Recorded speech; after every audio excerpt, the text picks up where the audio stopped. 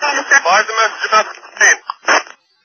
Sergeant Miller, 7-5. About the plane. 10-5, the message about the plane. That's all city are to respect to Trinity and Liberty. All citywide task force units are to respond to the Liberty and Trinity Place. 10-5, the message about the plane.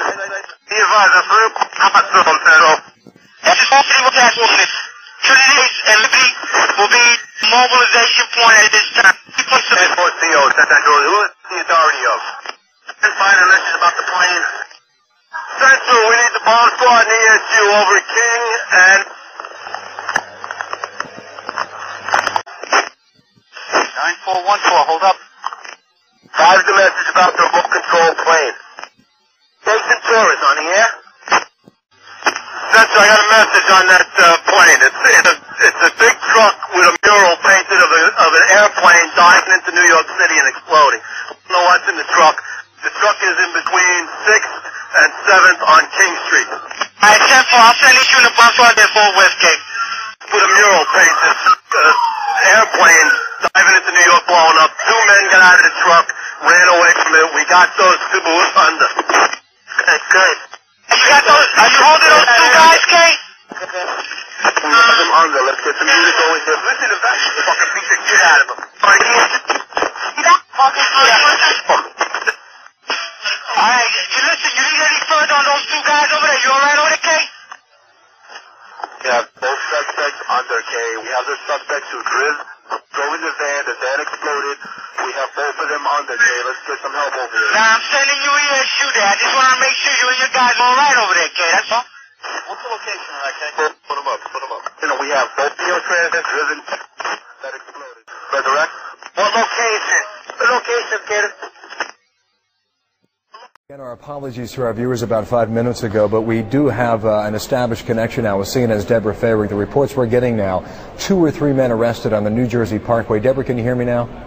Yes, I can. That is the information that I am getting from 2 sources, that there was a van either on the New Jersey Turnpike or the Garden State Parkway, and that it was near the George Washington Bridge. There were 2 or 3 men who were in the van. The van was pulled over. It is not clear why the van was pulled over, but when it was, law enforcers found tons of explosives inside of the van. That is right now all I'm hearing, but again, 2 to 3 people in custody, and we are trying to get more information on that right now. Deborah, I don't mean to put you on the spot here. Do you know where on the Jersey Turnpike this was? How far from New York City? We do not know that. We are looking into that. There is one report that it was on the New Jersey Turnpike. There is another report that it was very close to the bridge, if not on the bridge. So again, these details are all emerging, and we're trying to piece them together. But that's what we've got so far. 2 to 3 people in custody right now, found with a van filled with explosives. All right, well understood. Deborah, where are you tonight? And word late tonight that 2 suspects are in FBI custody after a truckload of explosives was discovered around the George Washington Bridge. That bridge links New York to New Jersey over the Hudson River. Whether the discovery of those explosives has anything to do with other events of the day is unclear, but the FBI has 2 suspects in hand, said the truck load of explosives, enough explosives were in the truck to do great damage to the George Washington Bridge. But they arrested the 2 suspects and they're questioning them as we speak.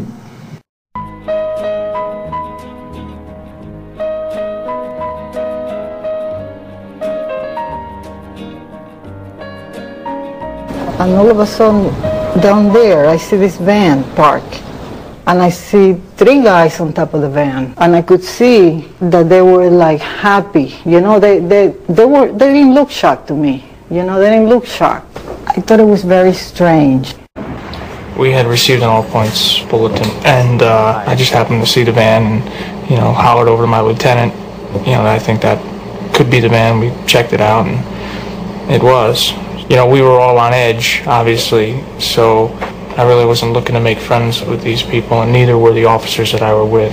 Once we started talking to them, you know, they were pretty much like, hey, you know, we're not against you, we're with you. Last night I was And at that point, we were taken for another round of questioning, this time related to our allegedly being members of Mossad. The fact of the matter is, we are coming from a country that experiences terror daily. Our purpose was to document the event. Our purpose was to document the event. I was watching the towers, and though I wasn't the closest, I saw them crumble to the earth like they were full of explosives. And they thought nobody noticed the news report that they did about the bombs planted on the George Washington Bridge. 4 non-Arabs arrested during the emergency, and then it disappeared from the news permanently. They dubbed the tape of Osama, and they said it was proof. Jealous of our freedom, I can't believe you bought that excuse. Rocking a motherfucking flag don't make you a hero. Word to ground zero, the devil crept into heaven, God overslept on the 7th. The new world order was born on September 11th.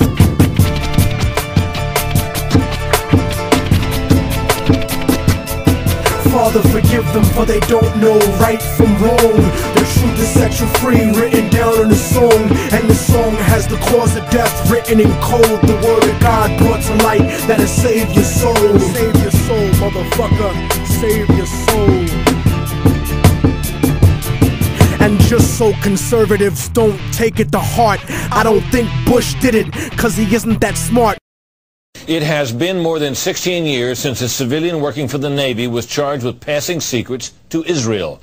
Jonathan Pollard pled guilty to conspiracy to commit espionage and is serving a life sentence.